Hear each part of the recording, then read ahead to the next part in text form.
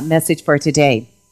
It's the last of the theme is vitality. And this is about living affirmatively. It comes directly from our book for the year, 365, Science of Mind, Ernest Holmes' Daily Readings. And it actually is on today's date. It isn't the title. The title is Spirit Permeates My Consciousness and Environment.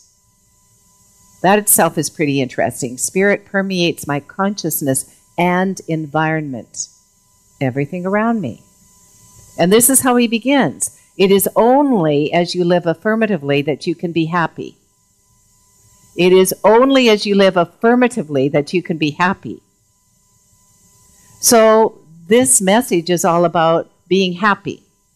Making a decision, choosing to be happy, and doing so by living affirmatively. Now, it really is it's based on a principle that's the truth is that we live, move, have our being in this God stuff, which is good, and made in its image and likeness. It's natural for us to be like it is, to be God-like, which doesn't mean that we're bigger than anything else, but rather we're connected with all, and that we are love, that we are beauty, that we are harmony and peace and power and all of those things. So every quality of God is already ours by divine inheritance. It's already ours. And like the song says, as much as I am in alignment with it, as much as you are in alignment with it, we are the hands, we are the voice, we are the heart of Spirit on earth. And I'm curious about why we wouldn't more often be in alignment with it. What happened to us naturally as human beings, when we were born with this gift, and somehow we learn to look at life negatively, as we learn to look at life as a problem, an issue, a challenge to be overcome, rather than an opportunity to live in. And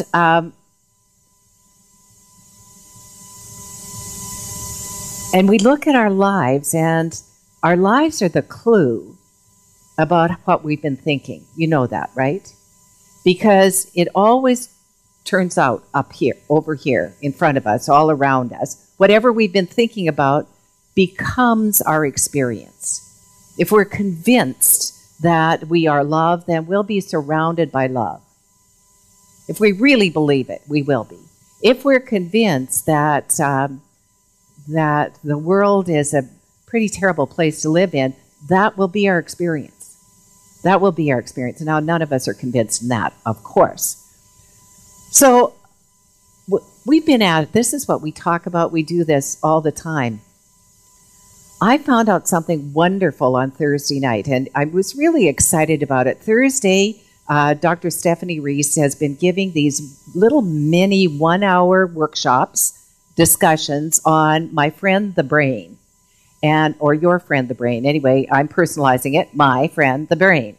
And I learned some great things. God's calling. So God needs to answer, or turn it off and say later. Or whoever it is might really like to hear this, so just leave it on. So anyway, back to my friend the brain. So, I've told you many years ago, when I was a kid, my brothers and my mom, my sisters, everyone agreed I couldn't ever catch a ball or throw a ball. And we all agreed, and I couldn't. And I didn't. I was the cheerleader or the scorekeeper or the let's swim, let's do something else rather than any of those sports that involved that. And then Dr. Stephanie gave this wonderful lecture about how even great athletes become even greater when they have visual acuity and when they can see more clearly. So when I was a little girl, I had a lazy eye, a wandering eye. a girl with a wandering eye, which did not mean that I was going to later on cheat. You know, it just meant that I was the one eye wasn't always in harmony with the other one. And when I was a little kid, I did exercises, and some of you have worked with your kids or even might have done it yourself. Anyway, I wasn't really motivated because I could see. I couldn't catch a ball. And if someone had pointed out to me that there was a relationship between strengthening those eye muscles and being able to see the ball from the time it left the pitcher's hand, even in a slow pitch, which I could never see, it was always a surprise to me. It was like, ah! And that's how I caught a ball.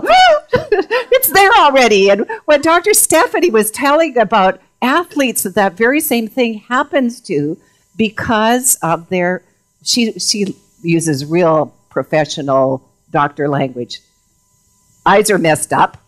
Because their eyes are messed up, they weren't as good as they could be. But once they got their eyes together, wow, what a great thing to learn. So I'm signing up. I'm going to get my eyes so they're not messed up any longer. See, the thing is that I can see well enough, I thought. But they brought their games with them and their toys so that we could actually practice and see, well, exactly how does this work and are you really able to work it? And no, I wasn't very good at it. And I could have gone, oh, that's terrible. My eyes just won't do that thing. But instead, when I really, wow.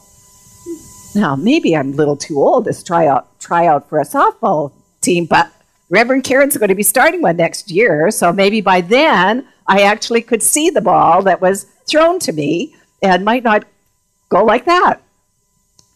It's possible. It's possible. Live affirmatively means look on the sunny side of life. Look on the positive. Look for the good in all situations. Now, I know for all of us, there are times in our life when it's really difficult to find anything positive. But it's ours to do. If not to find the positive, at least to bring the light that we are to every situation. I'm supposed to be signing the loan documents for our new church home purchase tomorrow morning at 11 o'clock. And when we got the loan documents, they turned out to be slightly different from what we were expecting. And one of the differences was a clause that said any default will result in the interest rate changing from what it is, which was a good interest rate, to 18%. Now, do you remember 18% interest? See, we had that in Canada. It was horrible. It was horrible. People lost everything. They couldn't possibly make those kind of payments. So we'll be talking about that. But you see, it isn't to say we have to throw this whole thing out, but rather realizing because we're connected with the one, to see it rightly, to say, since God is present everywhere, there has to be a solution here that's acceptable to all. It's about remembering that there's something in every situation that we can do. Helen Keller wrote, I am only one, but still I am one. I cannot do everything, but still I can do something. Because I cannot do everything, I will not refuse to do something I can do. Isn't that great? Now here she was, blind and deaf. This woman, this brilliant woman with what a positive attitude, I will do something. So we could certainly learn from her and say, yes, I'm going to be that person that says there's always something I can do. One of my favorite writers is Robert Fulghum, and he's a Unitarian minister, and he has beautiful stories that he shares. And this is one that I've heard before, and I love it, and I'm going to share it with you. He talks about attending a seminar in Greece. And on the last day of the seminar, the discussion leader walked over to the open window and looked out. Then he asked if there were any questions. And Robert Fulghum's smart remark was always, yes, what's the meaning of life? And so everybody laughed and started to leave, but the leader held up his hand and said, "Just a minute, I know the answer to that. I will answer your question." He took out his wallet, and out of his wallet, he removed a small round mirror, about the size of a quarter. Then he explained, "When I was a small child, during World War II, we were very poor, and we lived in a remote village. One day on the road, I found broken pieces of a mirror. A German motorcycle had been wrecked in that place. I tried to find all of the pieces to put them all together, but it was not possible. So I kept the largest piece, this one, and by scratching it on a stone, I made it round. I began to play with it as a toy and became fascinated by the fact that I could reflect light into dark places that couldn't get light without the reflection. It became a game for him to get light into the most inaccessible places that he couldn't find. He kept that little mirror, and as he grew up, he'd take it out at moments and continue the challenge of the game. But he says then, as I became a man, I grew to understand that this was not just a child's game, but a metaphor of what I could do with my life. I came to understand that I am not the light or the source of the light, but light, be it truth or understanding or knowledge, is there, and it will only shine in many dark places if I reflect it. I am a fragment of a mirror whose whole design and shape I do not know." I love that. I'm a fragment of a mirror whose whole design and shape I do not know. I do not, nevertheless, with what I have, I can reflect light into the dark places of this world, into the dark places of human hearts, and change some things in some people. Perhaps others seeing it happen will do likewise. This is what I am about. This is the meaning of my life. So my question is, do we reflect the light of God into the darkness of our own lives or of other people's lives? That's what we're asked to do, to be reflecting that light. Is the world a better place because we are in it? Well, I tell you right now, it is. It is a better place because we're in it. It is a better place because we're willing to be that light and reflect that light and see it in others. So it reminds me of a story, because sometimes we don't actually perceive correctly. That's one of the things I found out. I told the first service, so I'll tell you too. Sometimes, especially with really slow songs, I lose my beat. I can't clap. I cannot clap. I start fine, and then I can't clap. Well, they have this gadget machine that tests your auditory processing. And all you have to do is clap to this beat, but it's slower than your heart rate. Now, I pity the poor band I played with, because I got zero.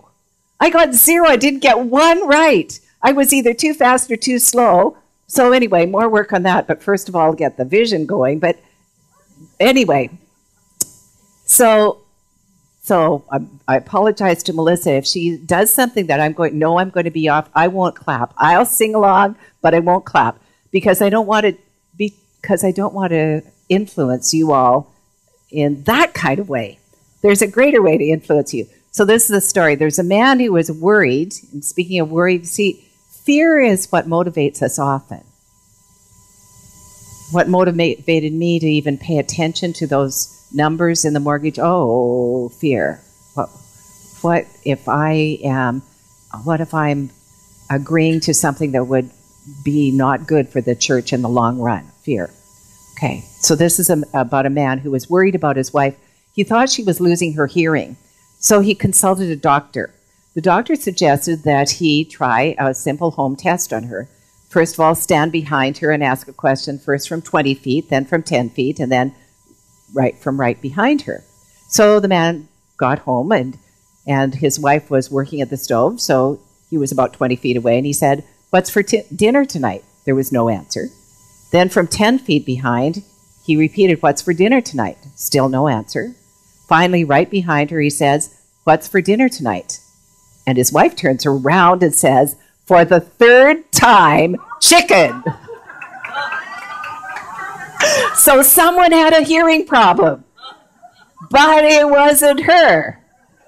No problem.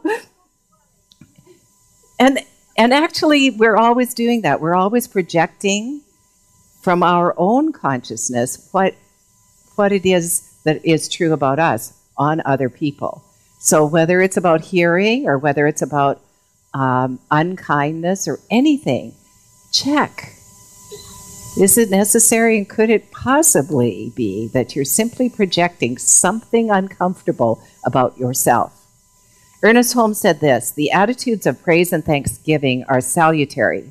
They not only lighten the consciousness, lifting it out of sadness and depression, they elevate consciousness to a point of acceptance. Praise and thanksgiving are affirmations of the divine presence, the divine abundance, and the divine givingness. It is only when we live affirmatively that we are happy. It is only when we recognize that the universe is built on affirmations that we can become happy. In our 4T Prosperity Program, one of the things that we've been doing for now 9.5 weeks is every day for 200 times a day, the simple affirmation, I am prosperous. And what happens, well, it takes 4 minutes. So what happens is that during those 4 minutes, you're not thinking that you're not prosperous. Because the mind can only do one thing at a time, so I am prosperous. Very simple affirmation. And this week's assignment, I would invite you all to do as well. It's simply to write a series of affirmative statements about you. In the first person, I am, starting with your connection with the divine, starting with your oneness with God, and then all of the other things. For instance, for me, I would write, I'm a fabulous athlete and love playing softball, right? Because that's my intention. It isn't my experience at this point, but I will never get there if I don't start affirming the good that I would like to experience. Some people would say, well, you're lying to yourself. No, I'm planting a seed in mind. And that seed, given right conditions, must grow. Must grow. So, our wonderful affirmation that came directly from Ernest Holmes.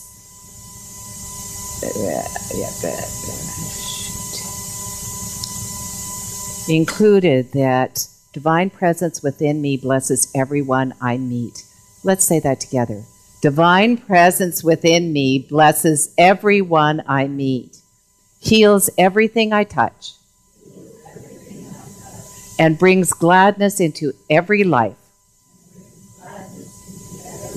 I am a blessing to myself, humanity, and this day. And so it is. So it is. Thank you, thank you, thank you, thank you.